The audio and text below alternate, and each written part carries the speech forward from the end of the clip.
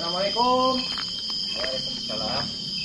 Betul dengan rumahnya Pak Johannes? Iya, saya sendiri.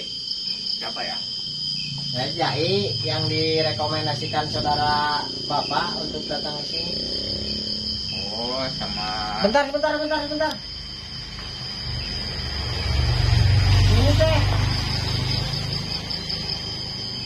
Coba di ini. Ada apa? Johana mana mah? Mana?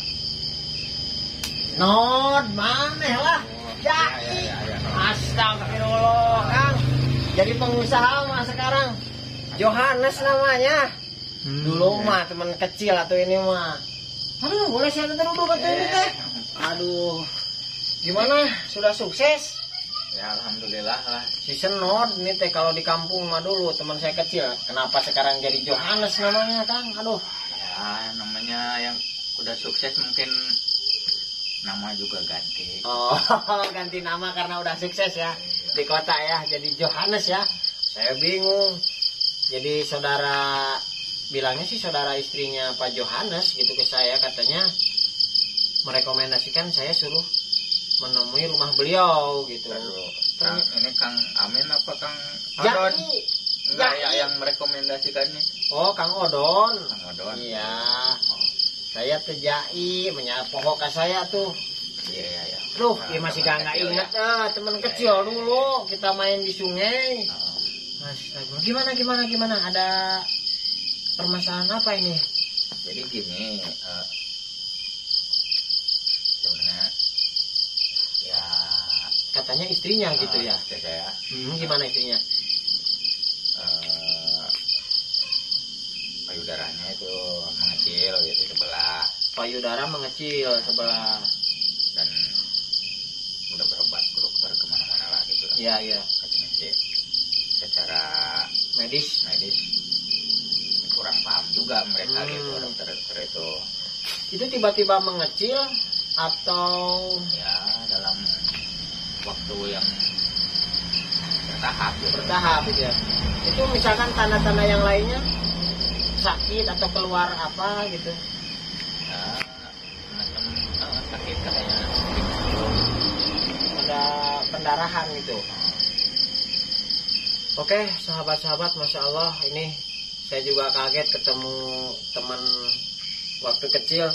Kalau mah dulu di kampung mah Johana, sekarang di kota jadi Johannes, Pak Johan lah ya intinya. Beliau sedang mengalami musibah, istrinya katanya payudaranya mengecil dan mengeluarkan darah begitu ya. Jadi semakin lama semakin seolah-olah jadi kecil gitu ya. Sebelah tapi ya Kang. Kalau gitu mungkin saya coba lihat dulu bagaimana kondisinya, karena saya juga Kang bukan tabib, hanyalah gini usaha saya mah masih di kampung jadi petani. Cuman ya mungkin kalau saya berkenan nanti syariat doa mudah-mudahan dapat petunjuk dari Allah Subhanahu wa taala gitu ya Kang ya. Ya paling untuk sementara saya melihat kondisi istrinya dulu ya Kang ya. Ya. Kang. Assalamualaikum. Waalaikumsalam. Alhamdulillah.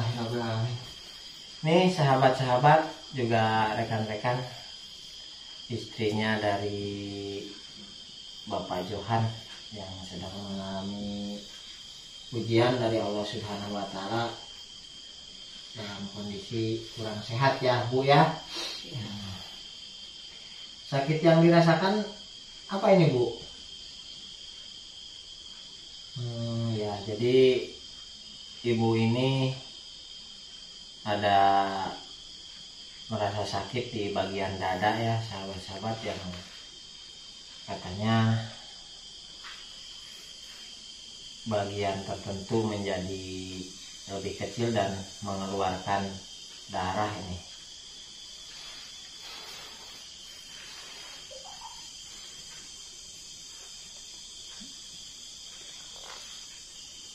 Oke, baik, paling kita hanya bisa membantu syariat doa mungkin. Mudah-mudahan kita dapat petunjuk dari Allah Subhanahu wa taala sehingga ibu ini bisa disehatkan seperti sedia kala. Karena mohon maaf Kang Ben, ini yang sakitnya di bagian ya aurat lah ya, kalau ibu-ibu saya tidak berani melihat apalagi pegang gitu ya, paling syariat saja. Iya Kang.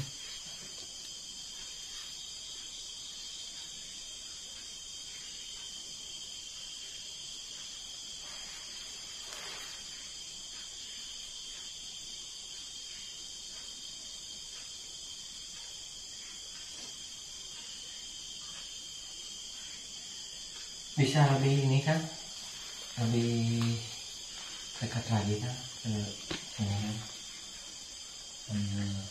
Saya menunjukkan sahabat-sahabat, jadi posisi di sini ibu ini merasa kesakitan dan mengeluarkan darah hampir membasahi pakaiannya, jadi tidak berhenti, terus menerus. Bahkan yang sebelah sana terlihat sekali pakaian ini basah di bagian sininya. Iya. Jadi saya bingung ngomongnya. Intinya ya akan coba saya bukan terawang ya, saya lihat mungkin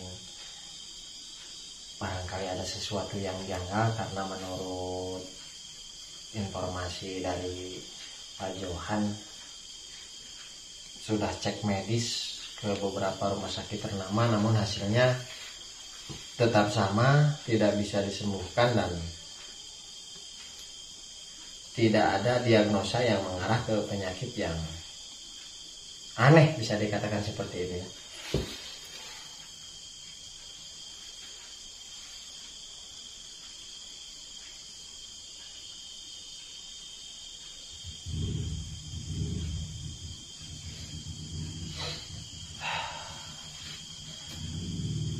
Mungkin lebih enaknya nanti kita ngobrol dengan ini, kemudian dengan Pak Johannya langsung, karena saya kurang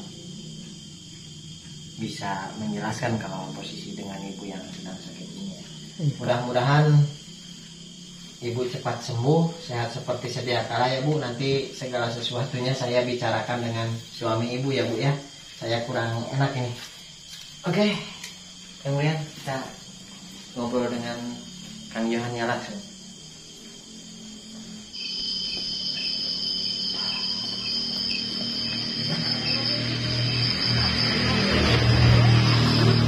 Gimana Kang? Udah setelah jeda itu saya keadaannya kayak seperti itulah. Gimana ya Kang, saya juga bingung menceritakannya ini ya. Jadi ada perasaan tidak enak begitu Kang. Tapi nggak apa-apa ya, saya ceritakan setahu saya begitu, apa adanya gitu ya Kang ya. Ya pertama-tama saya ingin Kang Johan jujur dulu sama saya.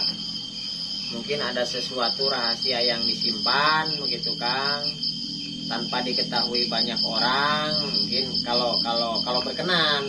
Tapi kalaupun tidak berkenan bercerita, nanti saya akan ceritakan apa adanya, apa yang saya lihat, apa yang saya rasakan begitu Kang. Begini, kalau boleh saya buka lah ya.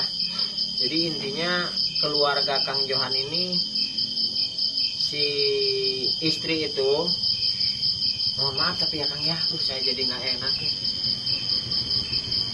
Udah lah gini aja, saya ringkas. Jadi keluarga Kang Johan itu punya tuyul ya Kang ya. Mohon maaf loh Kang, ini mohon maaf sekali.